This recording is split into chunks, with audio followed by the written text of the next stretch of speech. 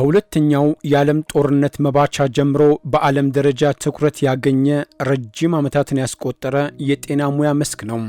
በሰው ሰራሽና በተፈጥሮ የሚከሰቱ አደጋዎችና ወረርሽኞችን ቀድሞ አውቆ ምላሽ ለመስጠት የሚያስችል ዘርፍ ነው የፊልድ ኤፒዲሞሎጂ።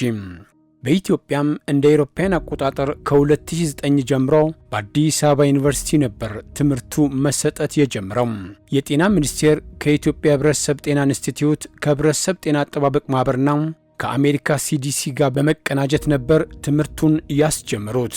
ሀገራችን ለተለያዩ የወረርሽኝ ወይም ደግሞ የጤና እክል ወይም ትሪትስ የምንላቸው ተጋላጭ እንደመሆናችን መጠን እነዚህ ባለሙያዎች ደግሞ የበሽታ ተጋላጭነትን አስቀድመው በመተንበይ የክትትል መረጃዎች ብዙ አሉ። ሰርቬይላንስ ዴታ የምንለው በእያንዳንዱ ጊዜ ያንን በማጠናከር እንዳይከሰቱ የመከላከልና ከተከሰቱም በኋላ ጉዳት ሳያደርሱ በፍጥነት አስፈላጊውን እርምጃ የማሰጠትና ጤናማ ህብረተሰብን የመገንባትና ወረርሽኞችን ፕሪዲክት ማድረግ ወይም ደግሞ ፎርካስት አድርገው ዝግጁነትን ከተከሰተም ደግሞ አስፈላጊውን እርምጃ ጉዳት ሳያደርስ የመቆጣጠር ሂደት ላይ ጉልህ ሚና ስላላቸው በጣም አስፈላጊና ወሳኝ የፕሮግራም የስልጠና ፕሮግራም እንደሆነ ነው የምገነዘበው። የፌም የፐብሊክ ሄልዝ ኢመርጀንሲ ማኔጅመንት በ2009 በቢፒአር ጊዜ በዚህ በቢዝነስ ፕሮሰስ ኢንጂነሪንግ ነው የተጀመረው። ራሱን ችሎ የፐብሊክ ሄልዝ ኢመርጀንሲ ማኔጅመንት ሆኖ የወጣበት ጊዜ ነው። ያ ወቅት እንግዲህ ለህብረተሰብ ጤና አደጋ ቁጥጥር ተርኒንግ ፖይንት ነው ብሎ መውሰድ ይቻላል። ፊልድ ኤፒዲሞሎጂ ረጅም ዘመን አስቆጠሩ ከምንላቸው የሙያ መስኮች አንዱ ነው።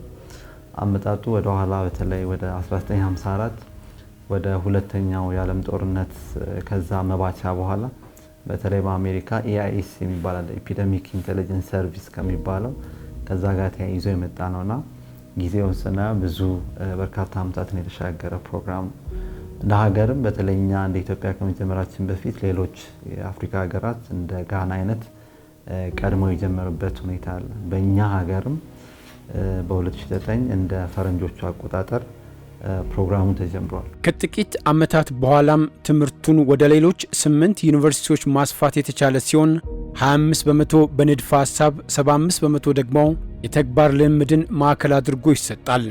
እስካሁን በሁሉም የስልጠና ፕሮግራሞች በርካታ ባለሙያዎች ተመርቀው ወደ ስራ እንዲገቡ ተደርጓል።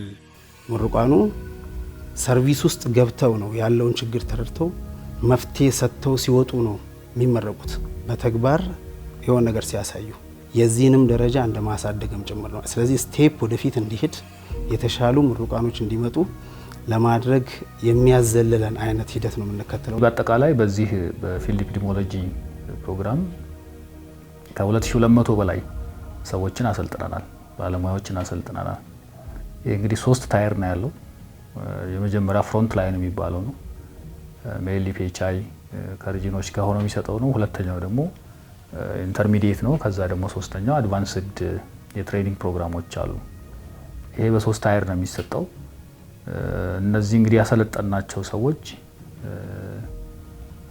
በክልልም በወረዳም ፍሮንት ላይንም ሆነው እስከታች ድረስ እስከዛሬ በተከሰቱት ችግሮች ውስጥ ሲያልፉና ሲያግዙ ነበረ። እንደ ጤና ሚኒስቴር በዋናነት ኦቨርሲ የምናደርገው የአድቫንስድና የኢንተርሚዲየት ፕሮግራም የሚባለው ነው። ስለዚህ ፕሮግራም በተለይ በኢንተርሚዲየት በአድቫንስድ በምንለው ማስተርስ ፕሮግራም 700 በላይ ሰዎች ሰልጥነው ወደ ስራ ገብተዋል። ያ ብቻ ሳይሆን የዚህ ፕሮግራም እኛ ልዩ ኳሊቲ ብለን የምንናገረው ይሄ ፕሮግራም ግሎባሊ ሞኒተር ይደረጋል። የኛም ፕሮግራም ከ3 ዓመት በፊት ይህንን ፕሮግራም በዓለም አቀፍ ደረጃ የሚመራ የቴፍኔት የሚባል ግሩፕ አለ እና ይሄ ግሩፕ ከዩኤስ CDC አትላንታ መጥቶ አጠቃላይ ፕሮግራሙ የሚመራበትን መንገድ ገምግሞ ዓለም አቀፍ እውቅና አግኝቷል።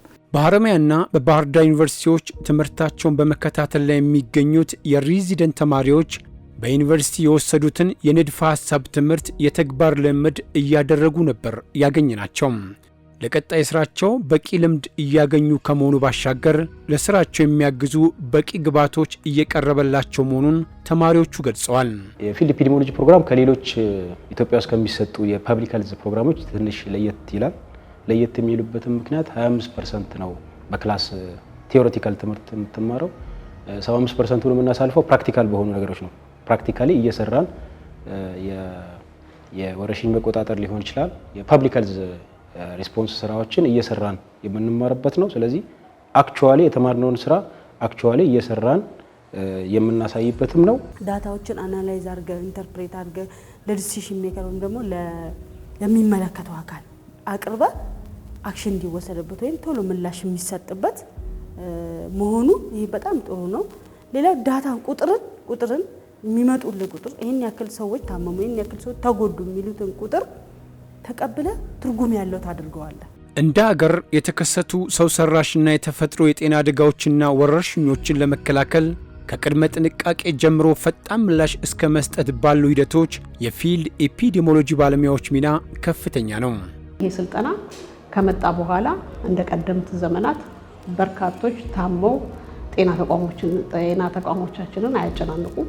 ያው አርሊ ዲቴክት ስለሚደረግና ኦን ሳይት ሪስፖንድ ስለሚደረግ በማህበረሰባችንንም ሚዲያውን የሚመለከተው ኢንጌጅ ስለምናደርግ ለበሽታ መከላከሉ እጅግ በጣም ትልቅ አስተዋጽኦ አድርጓል። በ2006 አውትብሬክ ነበረ፣ ኮሌራ አውትብሬክ ነበረ አይደለ? እና ያው ብዙ ቦታዎችን ነበር የደረሰው፣ ግን በጥሩ ሁኔታ ነው ሊቆጣጠርን የቻልነው ማለት ነው። እሱ ማለት የዚህ የፊልድ ኤፒዲሚዮሎጂ ቲሞች ወይም የሰው ኃይሎች በቂ ስልጠና ስላገኙ ያው ብዙ እንትን አልተቸገርንም ማለት ነው። ብዙ ውጤት ነው እዛ ላይ ያመጣ ነው። ትልቁ ውጤት የሲስተም ኢንስቶል ማድረግ ተችሏል። ይሄ የፐብሊክ ሄልዝ ኢመርጀንሲ ማኔጅመንት የሚባለው ሲስተም ኢንስቶል ማድረግ የተቻለበት ሁኔታ ነው ያለው ማለት ነው። እስከ ቀበሌ ድረስ መዘርጋት የተቻለበት ሁኔታ ነው ያለው።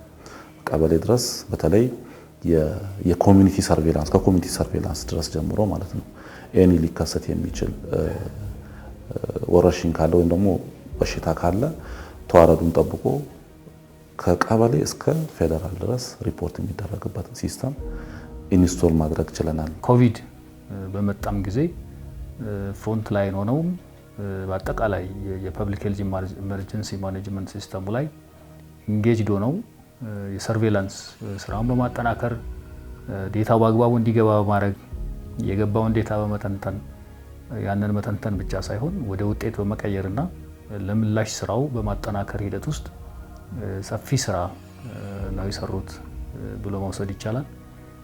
ይሄንንም ደግሞ ያየነው በመጡት ውጤቶች ነው። ይሄ ስራና ይሄ ፕሮግራም ከመጣ በኋላ ሲስተሙ የፐብሊክ ሄልዝ ኢመርጀንሲ ማኔጅመንት ሲስተሙ እስከ ታች ድረስ ስትሬንግዝ ሆኗል። የተማሩትን ወደ ውጤት በማምጣት የዚህ የአጠቃላይ ያለውን የህመምና የሞት መጠኑን ለመቀነስ ተችሏል። በየጊዜው እንግዲህ የሚፈጠሩ አውትብሬክ የምንላቸው አሉ። እነዚህ አውትብሬኮች ላይ ኢመርጅ የሚያደርጉ አሉ፣ ሪኢመርጅ የሚያደርጉም አሉና ከዛ አንጻር በጣም ትልቁ እነዚህን ከመለየት አንጻር ትልቅ ኮንትሪቢዩሽን አላቸው ብለን እናስባለን። በተለይ አሁን በኢትዮጵያ ደረጃ የተከሰቱ የተለያዩ እንደ የሎ ፌቨር የምንላቸው ዴንጉ ፌቨር በተለያየ ውጤት የተነሱ ከዛ ውጪ በተለይ ኮቪድንም በጣም የቅርብ ጊዜ ትውስታ ነው ማንሳት እንችላለን። የህብረተሰብ ጤና አደጋ ቁጥጥርና ምላሽ ስራ የብዙ ባለሙያዎች ርብርብ የሚፈልግ ቢሆንም ያለ ፊልድ ኤፒዲሚዮሎጂ ባለሙያዎች ግን ስራው አስቸጋሪ እንደሚያደርገው ነው የሚነገረው።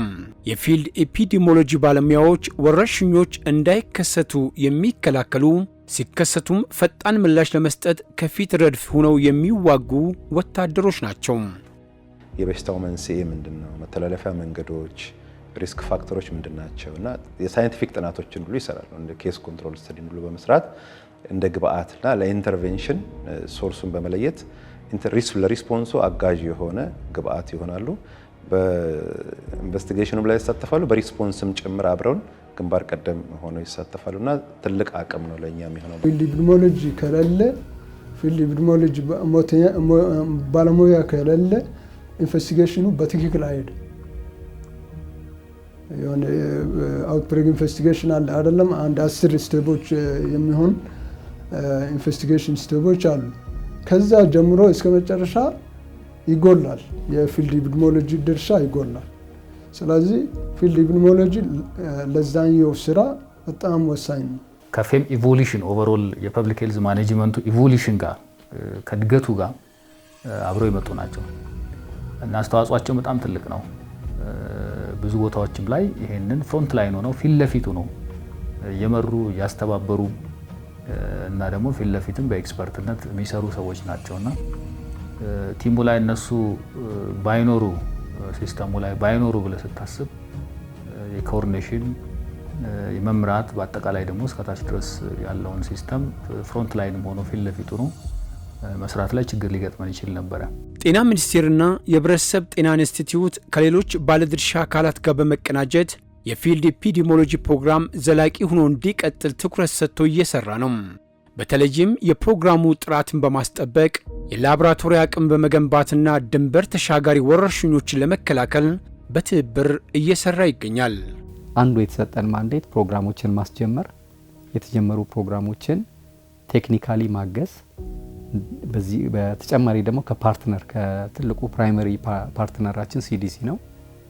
ከሲዲሲ በሚመጡት ሪሶርሶች እነዚህን ሁሉ በ40 ሀገራት የሚገኙ ፕሮግራሞችን በሰው ኃይል ማገዝ፣ ካሪክለም ዴቨሎፕ በማድረግ እንዲሁም ደግሞ ፕሮግራሞች ክሮስ ፈርቲላይዝ እንዲያደርጉ አንዱ ፕሮግራም ከጎረቤት ሀገር ጋር ያላቸውን ኤክስፒሪየንስ ሼር እንዲያደርጉ አንዱን ፕሮግራም ወደ ሌላ ሀገር በመውሰድ አንዱን የተሻሉ ፕሮግራሞችን በማምጣት ያላቸውን ኤክስፒሪየንስ ሼር እንዲያደርጉ በማድረግ የተለያዩ ደግሞ ሾርት ኮርስ ትሬኒንጎች ለምሳሌ እንደ ሳይንቲፊክ ራይቲንግ፣ ግራንት ራይቲንግ እንደዚህ የመሳሰሉ ስልጠናዎች ለፕሮግራሞች መስጠት።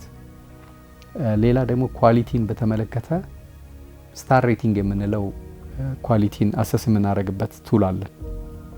ለሁሉም ፕሮግራሞች ይህን ሼር በማድረግ ራሳቸው ፕሮግራሞቹ ራሳቸውን አሰስ አድርገው ከ1 እስከ 5 ራንክ ያደርጋሉ፣ ስታር ይሰጣሉ፣ ኢትዮጵያን ፕሮግራም ጨምሮ። ያንን በማየት ያለባቸውን ክፍተት ለማገዝ ቴክኒካሊ ያሉትን ጋፖች እናግዛለን። በላቦራቶሪ በኩል አሁን እስከ ፒኤችዲ ድረስ እንሰጣለን። ያ ማለት ዘርፉ የሚፈልገው ላቦራቶሪ የሙከራ ቤተ ሙከራዎችን የሚፈልጉትን ማሽነሪዎች ከማሟላት አንስቶ በዙሪያ ያሉ ፕራክቲካሊ ሆስፒታሎችም ገብተው የሚሰሩበትን መስመር ዘርግቶ ለልጆቹ ብቃት ያላቸው እንዲሆኑ አስቻይ የሆኑ ኢንቫይሮንመንት ፈጥሮ ወይም ከባቢን ፈጥሮላቸው እንዲማሩ ያደርጋል። ይሄ እንግዲህ ፕሮግራሙ ተጠናክሮ በሚታሰበው ልክ ምሩቃኑ ሲወጡ ወደ ማህበረሰቡ ሲቀላቀሉ የማህበረሰቡን ችግር መፍታት የሚችሉ ጥራት ያለው አገልግሎት መስጠት የሚችሉ እንዲሆኑ የተቻለውን እያደረገ ይገኛል።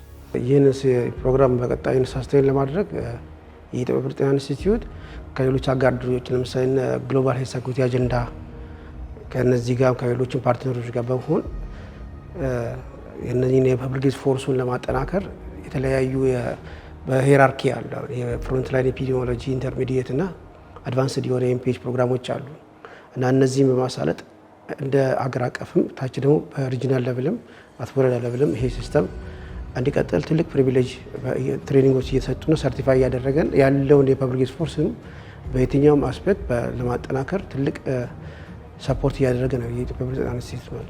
የፊልድ ኢፒዲሞሎጂ ባለሙያዎች በየክልሉ በየዞኑ በየወረዳው የታለመለትን ዓላማ እየሰሩ መሆኑን ሞኒተር ማድረግ ያስፈልጋል። ምክንያቱም ለስልጠናው የሚወጣው ወጪ ከፍተኛ ነው ከሌላ የሙያ ዘርፍ ስልጠና አንጻር ስናየው።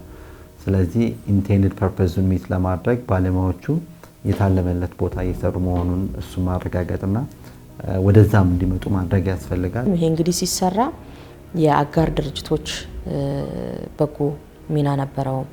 እንደነ ወርልድ ባንክ፣ ግሎባል ፈንድ፣ ሲዲሲ፣ አፍሪካ ሲዲሲ እነዚህ የመሳሰሉት እንዲሁም አሁን ስማቸውን ያልጠራኋቸው ትልቅ ሚና ነበራቸው። በጊዜ ሂደት ደግሞ መንግስትም ለጉዳዩ ትኩረት በመስጠት በመንግስትም ጭምር በጀት እየተያያዘለት የመጣበት ሁኔታ አለ።